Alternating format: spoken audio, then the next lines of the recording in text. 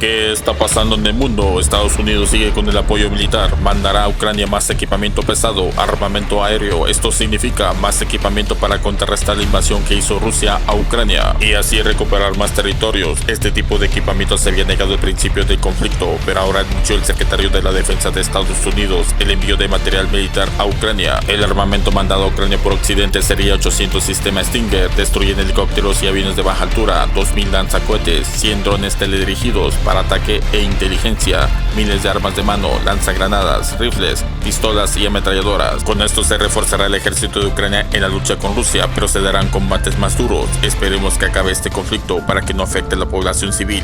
Con este armamento enviado de Estados Unidos pone más tensa la situación en la zona, pero estaremos informando. Escuchemos.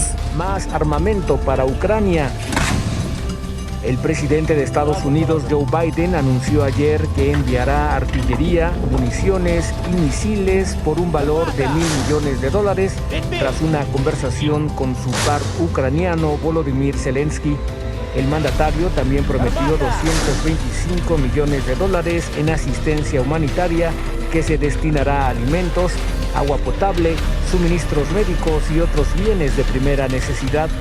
En Bruselas, el secretario estadounidense de Defensa, Lloyd Austin, había instado al grupo de contactos sobre Ucrania a intensificar con urgencia el compromiso de entregar las armas que Kiev reclama con vehemencia.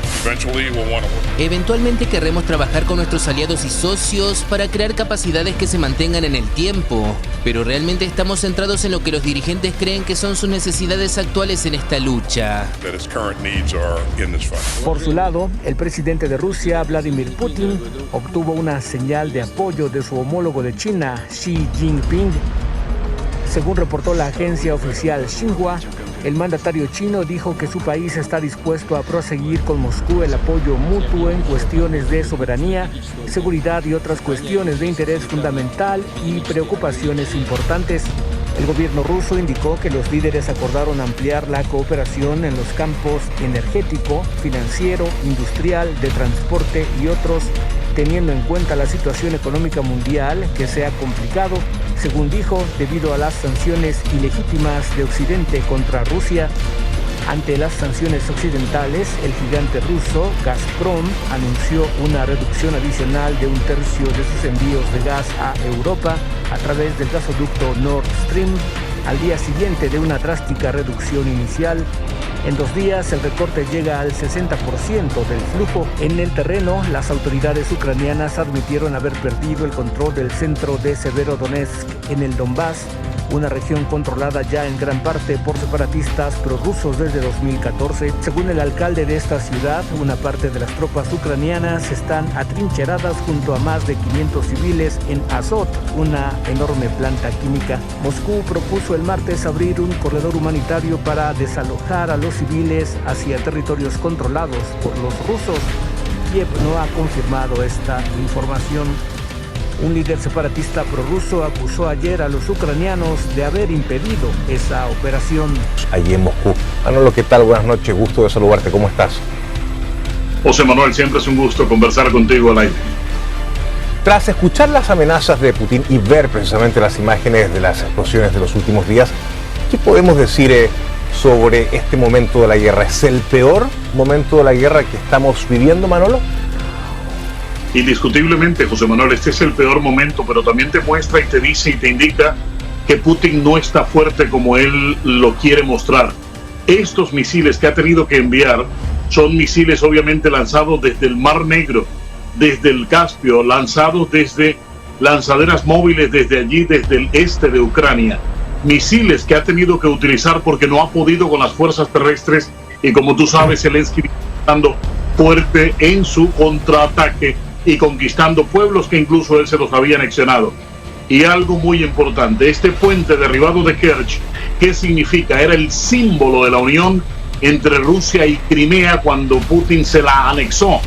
Y ahora este puente derrumbado, estas imágenes que tú, yo y todos estamos viendo, no es más sino el símbolo de que Putin definitivamente viene en desbandada, viene en caída libre. Y ojo, dentro del Kremlin ya hay fuertes rumores de cambios que se están pidiendo por la forma como se están llevando a cabo los ataques, la guerra misma en Ucrania.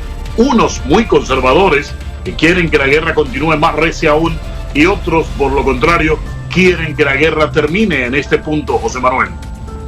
Claro, pero eso es bastante complicado, Manolo, porque la derrota para Putin internamente, externamente, económicamente y desde el punto de vista de lo que significa militarmente para el ejército ruso es realmente enorme. Entonces, un líder como Putin, que apostó, digamos, al 100% a ganar una guerra rápidamente y que no ha logrado hacerlo, sino que hoy día está prácticamente perdido esta guerra, es muy difícil que lo haga. Así es, primero por el orgullo de Putin, ¿no? Putin tiene el orgullo muy en alto. Cuando comenzó la guerra, tú sabes que su ego estaba muy por los cielos. El viernes cumplió 70 años Putin, pero fíjate, esos 70 años no tenía mucho que celebrar. Tampoco llegaron grandes presidentes ni importantes personalidades que son muy afines a él a celebrar ni a acompañarlo. O sea, Putin se está quedando solo, eso hay que entenderlo desde todo punto de vista. Desde China no fue mucho la celebración ni las felicitaciones. Sus aliados más cercanos tampoco. Quiere decir, Putin se está quedando solo, indiscutiblemente es el paria internacional, José Manuel. Ahora, este es un conflicto que no tiene una salida fácil. Por el momento la negociación no es viable, no quiere negociar Zelensky, solo bajo condiciones hoy día desde una posición, digamos, de, entre comillas, ganador. Entonces, o Ucrania termina de sacar a los invasores rusos, o Rusia apuesta por un ataque mucho más agresivo, e incluso un ataque nuclear. Las alternativas que hay de resolución del conflicto, la verdad es que son complejas, Manolo. Muy compleja, y sobre todo que la comunidad internacional no puede terminar de ponerse de acuerdo en cómo terminar de ahogar a Putin para poderlo hacer parar esta guerra. Además, Putin está apostando demasiado fuerte. Acuérdate que no hay amenazas que no se pueden descartar, ni hay enemigos pequeños tampoco. Putin está moviendo del Ártico al K-329, el Bielgorod, y está Putin también moviendo un tren con pertrechos nucleares hacia la frontera. Se está esperando, obviamente, cuáles serán sus movimientos. Los sistemas de espionaje satelitales del occidente están muy encima por saber cuáles serían los siguientes movimientos de Putin. Las tropas tácticas, las tropas de misiles tácticos también están a la expectativa en la misma Rusia, esperando las órdenes de su comandante en jefe. La apuesta está demasiado alta, tan alta cuando la crisis de los misiles de Cuba, la crisis del Caribe, Manuel, y es precisamente lo que la comunidad internacional querría parar, pero en Europa hay intereses muy claros que no dejan progresar ningún tipo de sanción fuerte, como sacarlo del SWIFT internacional y cercenarle la entrada de sus dólares, porque la guerra la están pagando los dólares del petróleo que está vendiéndole a China y a India, que le están comprando el petróleo que dejan de venderle a Europa, ¿no? Así es, así que es un conflicto que cada día se pone más complicado y también mucho más peligroso. La situación geopolítica en el mundo está muy difícil. Estados Unidos mandará a Ucrania artillería aérea para reforzar más el ejército de Ucrania. Al principio del conflicto se negó a mandarlo con los aliados. Bombarderos rusos destruyen la red eléctrica de Ucrania, dejando 1 millón de personas sin electricidad. Con esto Ucrania se encuentra en crisis. Te invito a ver el video, que son las armas nucleares tácticas que podría usar Rusia en Ucrania y sus consecuencias. No te pierdas próximos videos. Suscríbete y escribe tus comentarios, cómo ves la situación, y activa la campanita. Gracias.